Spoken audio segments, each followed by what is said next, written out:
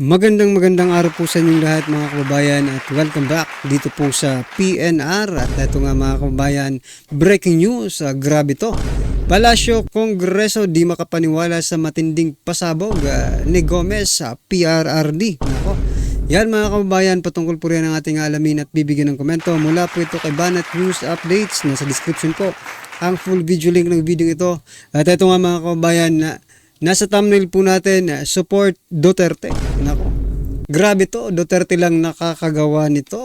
Ano ba ito mga kababayan? Yan po ang ating pag-uusapan, no? At dahil nga po riyan mga kababayan, nako, 38% ng mga Pilipino, sinuportahan si PBBM sa kanyang administrasyon. Nako, masaya po ang administrasyon, no? Dahil 38% ng mga Pilipino ang sumusuporta sa kanila.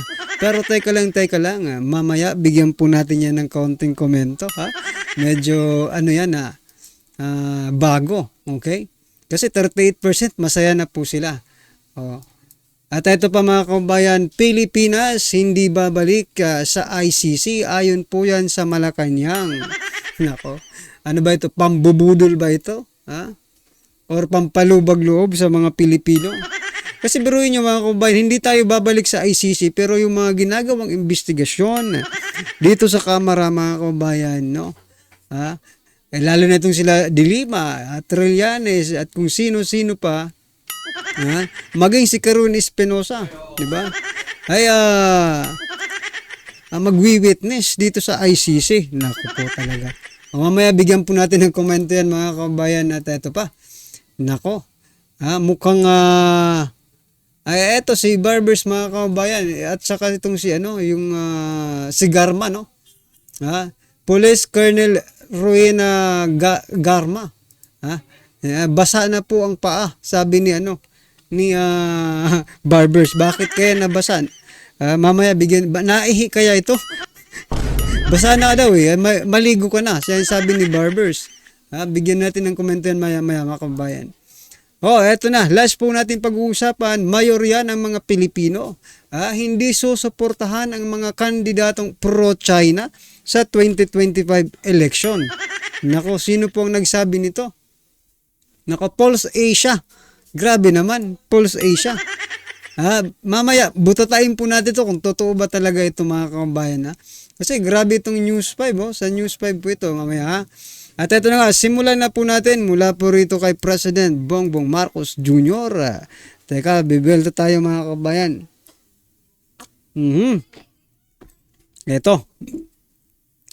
Ito mga kababayan, 38% ng mga Pilipino sinusuportahan si PBBM at kanyang administrasyon. Ayon po yan sa Okta Research. Okay, ano po ang masasabi natin dito? Kasi ito po yung balita mula po ito sa News 5. Nasa 38% ng mga Pilipino tinuturing na ang kanilang sarili bilang pro-Marcos, no? Wag na natin basahin lahat. Ito, i-point out ko lang po ito mga kabayan. Gusto lang i-stress out to, no? Mas mataas ito, yung 38% mga kabayan, mas mataas ito ng 2% sa isinagawang survey noong March 2024. Ibig sabihin mga kabayan, mula 36% ng mga Pilipino, no, na itinuturing nila ang kanilang sarili, no, na pro-Marcos. Ngayon po nadagdagan po sila, naging 38% na. Etong survey na ito pwede nating pagbasihan kung gaano ba kalakas ang mga Marcos. Kung maaari bang manalo ang mga iniundurso ni Marcos, 'di ba? Kasi 38% lang So meaning siya lahat ng Pilipino, buong mundo man 'yan, no? Or Pilipinas, sabihin sa Pilipinas, 38% lang ang may gusto sa Marcos. Mananalo ba kayo sa 38% na 'yan? Kung sa school nga, 'di ba? Para ka pumasa, 'di ba? Para ka pumasa sa isang subject, you have to have 75% average, no? Or a percentage. 75% or average mga kabayan. So ito napakalayo po sa katotohanan nito. 38% pero masayang-masaya sila. Nako. Ito po ang totoong kasiyahan, no? Kung suporta lang naman ang gusto nyong malaman, eto may papakita po ako. At ito hindi po pro Duterte ang nag-post nito ha. Anong panahon po ni dating Pangulong Duterte. Ito po, number one nagkri-criticize administrasyon, no? Itong spokesperson ni dating Vice President Leni Robredo na si Attorney Barry Gutierrez. Ito po ang sabi niya, napakataas ng 91%. Biruin mo mga kababayan. 91%. Tapos dito, ito nilabas po ito October 6, 2020. Ibig sabihin po mga kababayan, 2016 kasi nagsimula si Pangulong Duterte, no, June. So it's almost 4 years na ito nangyari mga kababayan. Napakataas ng 91%. Ibig sabihin more than 9 out of 10 citizens mga kababayan ang sang-ayon sa kanya. Totoo naman wala ka talagang magagawa 91% napakataas. Diba? Si dating Pangulong Duterte lang po may 91% na trust rating, diba? At sinasabi ko at sinabi ko na walang ibang demokrasya sa mundo na mayroong ganyang approval rating. Yung head of state, no? So baka totoo talagang tama na best president in the solar system. Naku, may solar system pa. Si President Duterte. Dahil talagang kakaiba at walang makakakompare sa kanyang level of support. So ganyan po mga kababayan, no? Out of the box na po itong suporta ng taong bayan kaya dating Pangulong Duterte. Yan po ay base sa anong nag-research nito? Teka nga.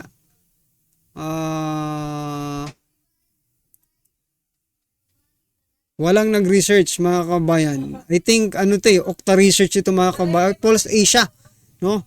Pulse Asia mga kababayan.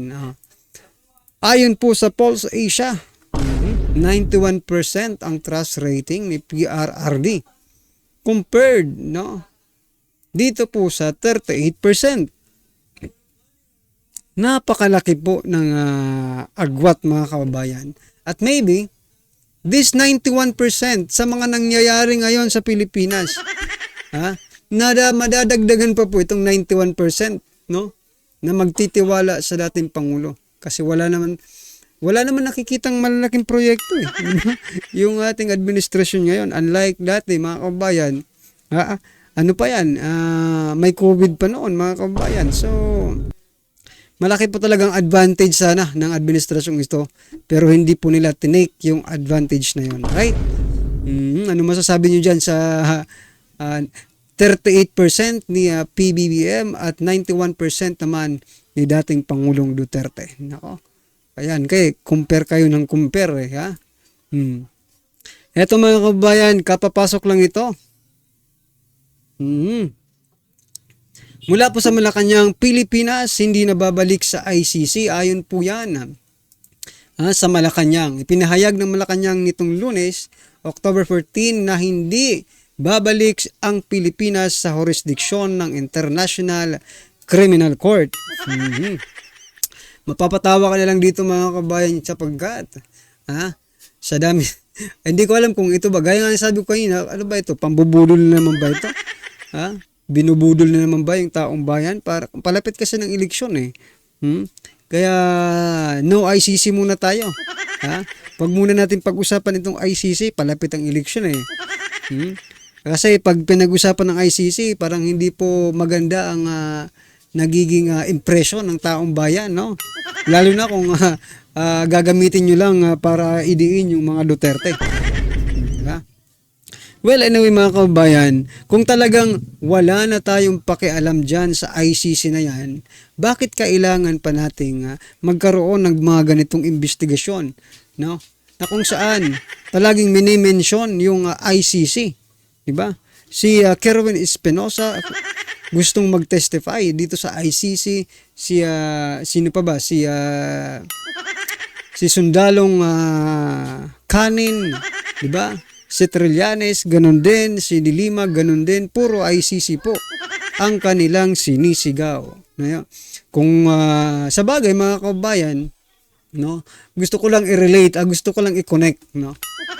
Kasi pag sinasabi ni PBBM, kabaliktaran po kasi yung nangyayari. Diba? Kabaliktaran po ang nangyayari. Like for example, nung sinabi ni PBBM na total ban ang pogo dito sa Pilipinas. Pero bakit meron pa rin mga ano eh, meron pa rin mga pogo-pogo dito, 'di ba? Yung sa Cavite nga, December pa pala bubuwagin. O ano masasabi niyo diyan mga kababayan, 'di ba? Kabaliktaran po ang mga sinasabi. Well, anyway, ito pa mga kababayan ha. Dahil nga po dyan sa ICC Quadcom na yan. Ito, yung star witness na naman po nila na si retired Police Colonel Rowena Garma. Ito, sinabihan po ni Congressman Barbers, no? Ni Representative Barbers.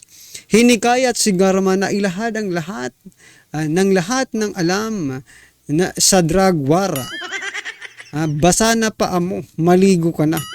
Mga kabayan, ibig sabihin lubos-lubusin mo na. Kala ko kanina naihi Kaya gusto ng pinapapaligo na lang. Kala ko naihi na itong si Garma. Hindi pala. Ang ibig sabihin pala nun mga kabayan, total nandyan ka na. Ha? Total nandyan na yung script mo. Panindigan mo na. Ganun ba yun? Nako po. Lubos-lubusin mo na yung pagbabasa mo ng script. Para hindi tayo mahalata. Ganun ba yun, Congressman Barbers? Well, anyway, eto pa. Etong nakakatawa mga kababayan. Mayorya ng mga Pinoy hindi susuportahan ang mga kandidatong pro-China sa 2025 election. Nako, sino-sino kaya itong mga pro-China mga kababayan? Hindi naman po nila. Pinapangalanan. Ang nakakatawa nito, ito survey po ito lumabas sa from News 5 2 hours ago. Ito pong sabi, lumabas sa isinasagawang survey ng Pulse Asia na 73% ng mga Pinoy ang hindi susuporta sa mga kandidatong pro-China sa 2025 midterm election. Nako, yan napakalaki po ng porsyentong ito. Pulse Asia, totoo ba ito? Ang tanong. Kasi kung titingnan po natin dito, sino po ba ang mga sinorbe ninyo? Kasi kung titingnan natin yung reactions, ito open lang natin Wait mga kababayan, gusto ko lang talagang ipakita dito. Tingnan nyo Kung totoo po itong sinasabi nila na 73 ng mga Pinoy ay ayaw sa bumoto sa mga pro-China, bakit ganito? 58 lang po ang nag-heart, 729 as of this recording 729 po ang nag-like at 1,300 naman po ang tumawa. Ay nako, mukhang ano ba ito? Reverse psychology ba ito mga kababayan? Nire-reverse psychology ba tayo ng Pulse Asia at News 5 mga kababayan? Iba po kasi yung sinasabi nila doon sa nagiging reaksyon ng taong bayan. Kasi mga kababayan, kung totoo po itong sinasabi nilang survey, dapat po nagtutugma, di ba? Nagtutugma yung reaksyon ng taong bayan doon po sa sinasabi nila. Kaso hindi Isa ba itong pambubudol? Isa ba itong mind conditioning? Kasi papalapit na po ang eleksyon.